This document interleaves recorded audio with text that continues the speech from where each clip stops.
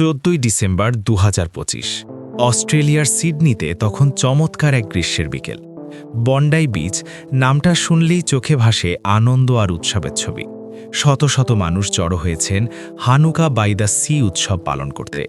শিশু, বৃদ্ধ আর পর্যটকদের ভিড়ে মুখরিত লন।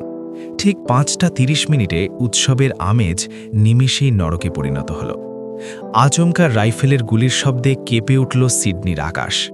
শুরু হল অস্ট্রেলিয়ার গত 30 বছরের ইতিহাসের সবচেয়ে বড় সন্ত্রাসী হামলা। কিন্তু কিভাবে সম্ভব হলো এই নারকীয় হত্যাকাণ্ড? কারা ছিল এই মাস্টারমাইন্ড? আজকের ভিডিওতে আমরা বন্ডাই বিচ শুটিংয়ের সেই হাড়হিম করা ঘটনাটি ধাপে ধাপে বিশ্লেষণ করব।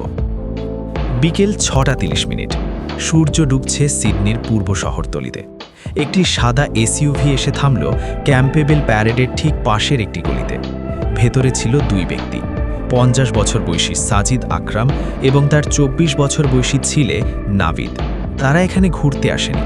তাদের ব্যাগে ছিল অত্যাধুনিক সেমি অটোমেটিক রাইফেল আর হাতে তৈরি বোমা। মজার ব্যাপার হলো, সাজিদ একজন বৈধ লাইসেন্সধারী অস্ত্র মালিক ছিলেন। পরিবারের কাছে তারা বলেছিল তারা জার্ভিস বেতে মাছ ধরতে যাচ্ছে, কিন্তু তাদের গন্তব্য ছিল অস্ট্রেলিয়ার সবচেয়ে জনবহুল এই সৈকত। বিকেল 6:40। বাবা এবং ছেলে পজিশন নেয় ফুটব্রিজের ওপর, যেখান থেকে নিচের উৎসবের মাঠ পরিষ্কার দেখা যায়। তারা এমন এক উচ্চতায় ছিল যে নিচ থেকে কেউ তাদের খেয়ালই করেনি। 6:45 প্রথম গুলিটি চালানো হয়। 10 বছর বয়সী এক ছোট্ট শিশু প্রথমের শিকার হয়। এরপর শুরু হয় নির্বিচারে গুলি। সেমি অটোমেটিক রাইফেলের শব্দে মানুষ দিকবিদিক ছুটতে শুরু করে। বালুঝড় থেকে পানি, কোথাও লুকানোর জায়গা ছিল না। এটি কোনো লড়াই ছিল না, এটি ছিল একতরফা একটি গণহত্যা। গুলির মাঝেই এক অসম সাহসিকতার গল্প তৈরি হয়। স্থানীয় এক ফল বিক্রেতা যখন দেখেন সাজিদ রাইফেল রিলোড করছে, তখন তিনি নিজের জীবনের পরোয়া না করে তাকে জাপটে ধরেন। কিন্তু ব্রিজের ওপর থেকে ছেলে নাবিদ গুলি চালিয়ে সেই সাহসিকতাকে রুখে দেয়। ঠিক 6:50 পুলিশের সাইরেন বাজতে শুরু করে। বন্ডাই বিচ তখন এক রণক্ষেত্র।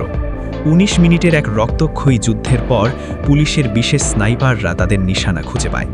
সাজিদ আকরাম ঘটনাস্থলেই নিহত হয়, আর তার ছেলে নাবিদ গুলিবিদ্ধ অবস্থায় পুলিশের হাতে ধরা পড়ে। তদন্তে বেরিয়ে আসে চাঞ্চল্যকর সব তথ্য। সাজিদ 1998 সালে পাকিস্তান থেকে স্টুডেন্ট ভিসায় অস্ট্রেলিয়া এসেছিলেন। তার ছেলে নাবিদ ছিল একজন বেকার ব্রিকলেয়ার। গোয়েন্দা সংস্থা ASIও এর আগে নাবিদকে নজরদারিতে রাখলেও কোনো প্রমাণ না পাওয়ায় তাকে ছেড়ে দেওয়া হয়েছিল। পুলিশ তাদের গাড়ি থেকে ISIS এর পতাকা উদ্ধার করে। এটি ছিল একটি সেলফ র্যাডিক্যালাইজড ফ্যামিলি সেল। এই হামলায় মোট 16 জন প্রাণ হারিয়েছেন। এর মধ্যে 10 বছরের শিশু থেকে শুরু করে 87 বছরের বৃদ্ধ ছিলেন। এই একটি ঘটনা অস্ট্রেলিয়ার অস্ত্র আইনকে আবারও কাঠগড়ায় দাঁড় করিয়েছে। সমুদ্রের তীরে বালুর ওপর পড়ে থাকা স্যান্ডেল আর গুলির খোসাগুলো আজও মনে করিয়ে দেয় অস্ট্রেলিয়ার ইতিহাসে এটি ছিল এক অন্ধকারতম দিন।